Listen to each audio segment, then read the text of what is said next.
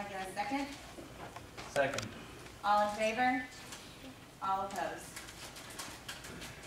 All right, EMI, whoever's going to kick it off. All right, thank you all for having us today. We are delighted to be here with you, and let me say it is our pleasure and privilege that we are allowed to work with the City of Hoschton. March 28th, I think, marked our 9th year with the City of Hoschton, and we really appreciate y'all. Y'all are, we enjoy being part of the community. We enjoy our working relationship. Y'all are great to work with. We work with over 30 communities, and I'll tell you, y'all get things done. And y'all are very results oriented, and we like that because we are too. And I know particularly if you're a new city official, one of the most frustrating things in this business is how long it takes to get anything done. And believe me, I've been doing it for 4 decades.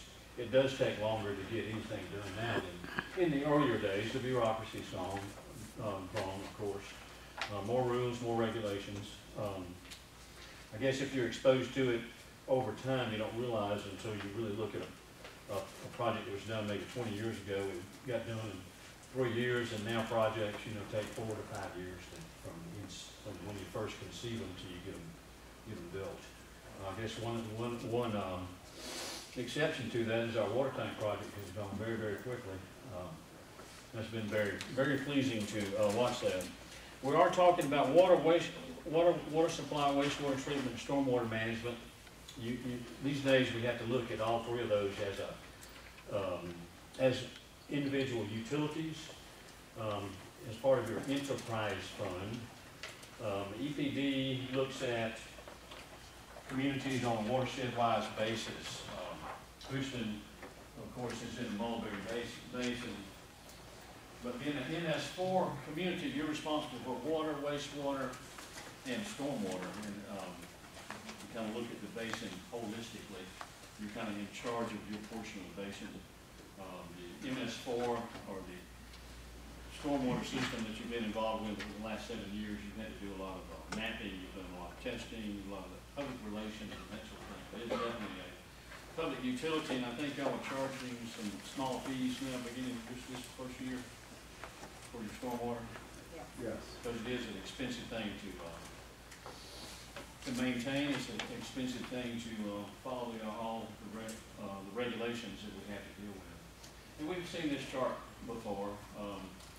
The United States of water, I think our water resources, especially in Northeast Georgia, are getting scarcer and scarcer. And it's one of the most important things in a community is having good, clean water for our folks. Also, fire protection is becoming an increasingly important issue. Wastewater collection and wastewater treatment, as you know, is the key to sound quality growth. And then again, on our stormwater. And this is your presentation. This is your work session. We're here for complete dialogue. We're not trying to follow this as an agenda or anything. Anything that comes to your mind during this discussion, please bring it up. Let's talk about it. So you've all seen the spreadsheet. I think Joe Hayes has been maintaining for you over time. There's a copy of this in here, but based on the known developments and some of the possible developments, we have almost 7,000 new residential connections for water and wastewater demand that we know about right now. Of course, there's portions of your service area that haven't even been really discussed, and we'll talk about that a little bit today as well. But based on these projections, if you use 200 gallons or you use 250 gallons per resident per day, you're looking somewhere between 1.5 to 2 million gallons a day of water and wastewater capacity needed. When that occurs, you can project all day long based on projections we get from the developers. We're going to build out in a year, that sort of thing. We don't know if that's really going to happen. It's very, very unique times. One thing we don't want to see any of our clients do is over-borrow right now. I think Houston got in a little bit of trouble back pre-recession the last time and borrowed some money for the wastewater plant. based on some projections of growth that when it didn't happen. It happened, it was just 10 years later. Right, that's right, that's right.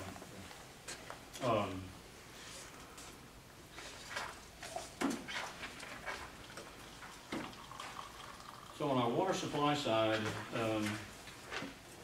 you know, I always say we can build wastewater treatment plants all day long, but coming up with the water to provide clean water for people, that's the real challenge. And of course, we've been involved in a groundwater exploration project that's been going on for about 2 years. We haven't had very good luck with that. A couple of issues there has been a labor problem, and the COVID issue hit, also materials.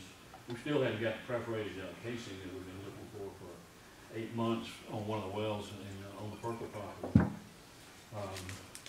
But they have had problems with labor, getting well drillers, getting well equipment.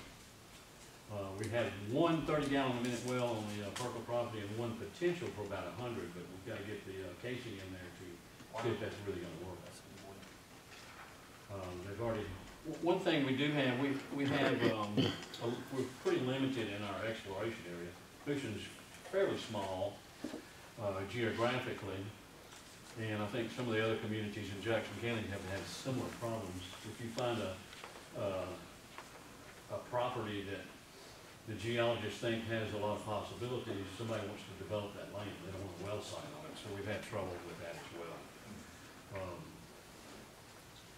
But these projections show somewhere in the magnitude of the year 2040, 2050, you're going to be at the 2 million gallon a day demand range. Again, based on some pretty conservative population. What year? 2040 to 2050.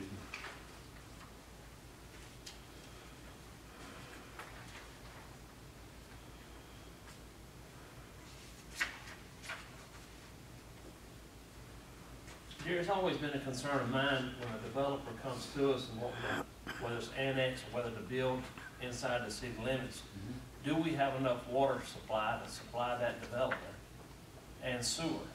How do we really kind of know when we're kind of getting close to a max of what we're able to provide as to what they're wanting us to provide for them? You know, so if you, if I'm a developer, I come in and rezone my property, does that guarantee me any capacity necessarily? That's a good question we need to ask ourselves. I don't think it does anything to rezone the land. Yeah, and I'll chime in on that because, you know, most of these developers these days, they can't borrow the money from a bank to do a development until they get rezoning, until they kind of get commitment for water and sewer. Right. And so what Jerry said is completely correct, but there's another piece to that is that, you know, if it's a small thing like what just went on behind the depot, big deal. But you got somebody coming in here that wants to put 1,000 units in Perkle. But yeah, it's a prime example. You got to make some calculations and study it. I mean, 100 here, 100 there is not that big a deal, but 1,000. Right. Like these guys that had come to us. There's several potential sites in Hoschton. If we annexed outside of the city, you could easily add, you know, thousands of units. Sure. But you know, we're not ready for that. I mean, So once we go to the, well, we're at the 2 million gallon mark now, right? No, not yet. No, sir. Right now you have 500,000 gallons per day in wastewater capacity. So once we get to the 4, we'd have to go off site somewhere else, right? And build something else? No, you have adequate property on your existing wastewater plant site to build out to 2 MCD. You have a waste load allocation for 0.95, right? We just kept it just under $1 million, and then you have another waste load allocation which allows you to plan for a project, which you're doing right now for 950,000 gallons a day for wastewater capacity. You have an authorization to discharge up to 2 million gallons per in Indian Creek. I think we're talking about something we really need to get a handle on. We've got all these projections of development.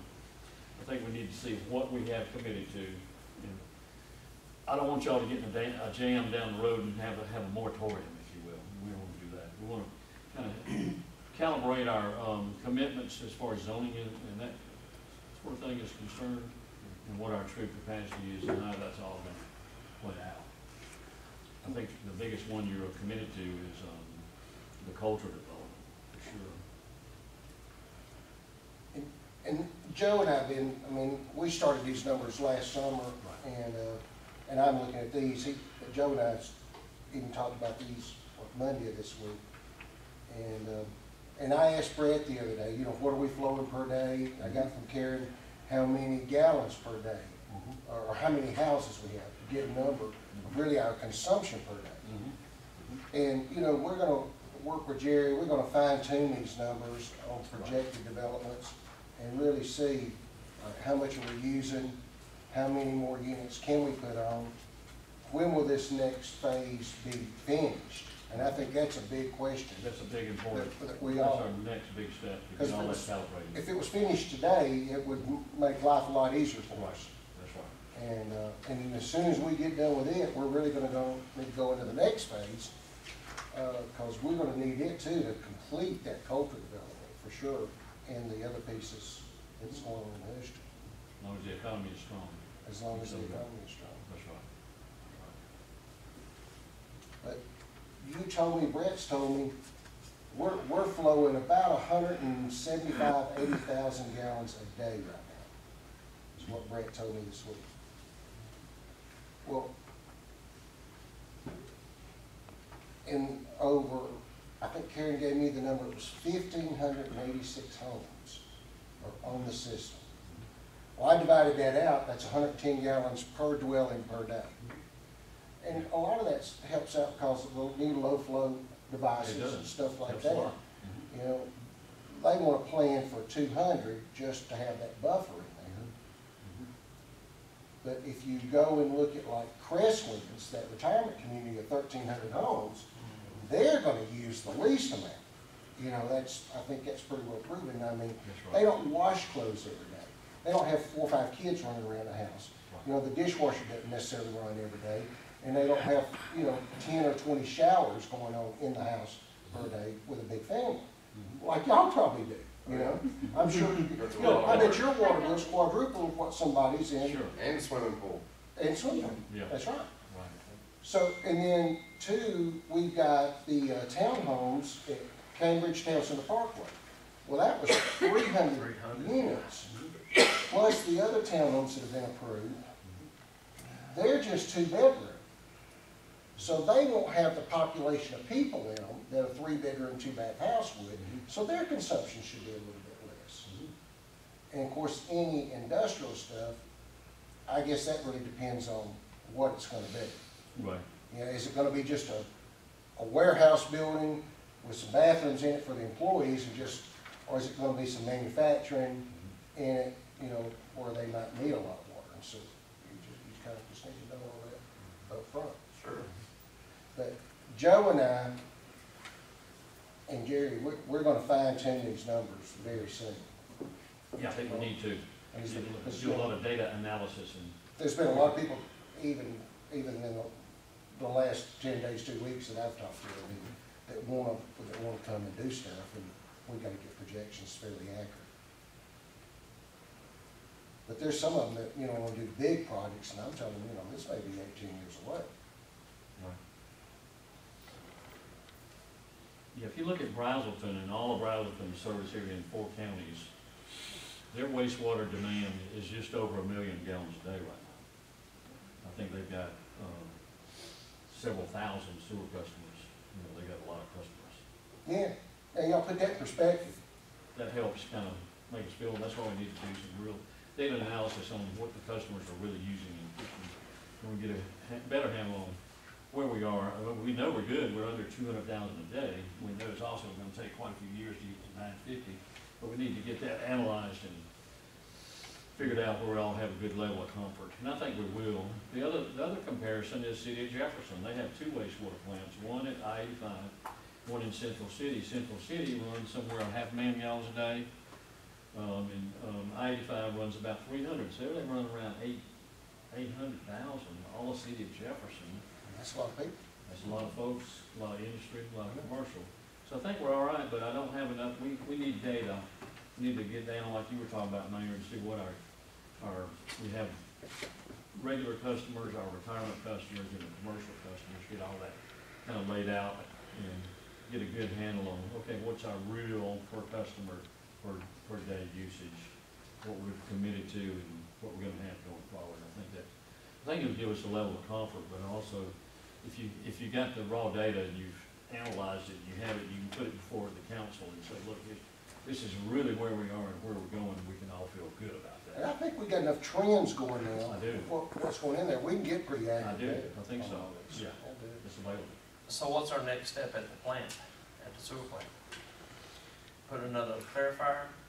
You have another whole treatment unit, clarifier, 2 clarifiers, upgrading the headworks. That's the very first piece of the wastewater plant where you do all your screening.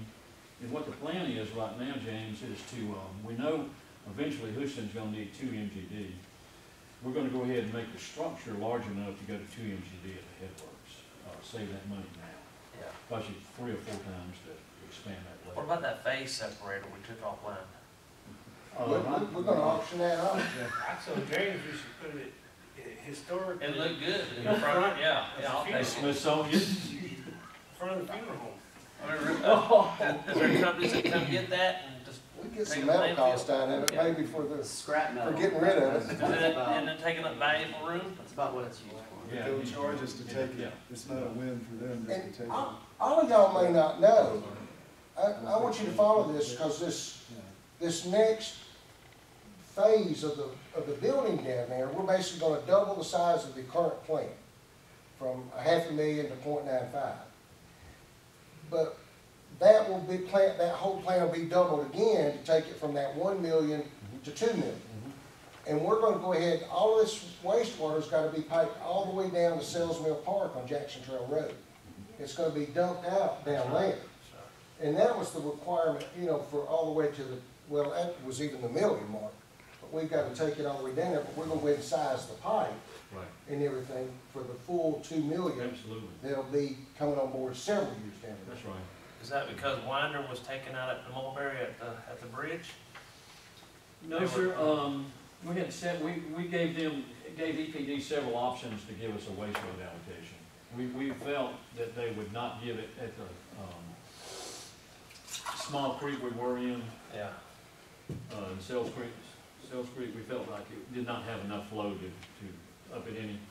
But we gave them that option anyway, they wouldn't give it to us, but they gave us a waste load allocation at Indian Creek, just below, the mill, or at the Mulberry.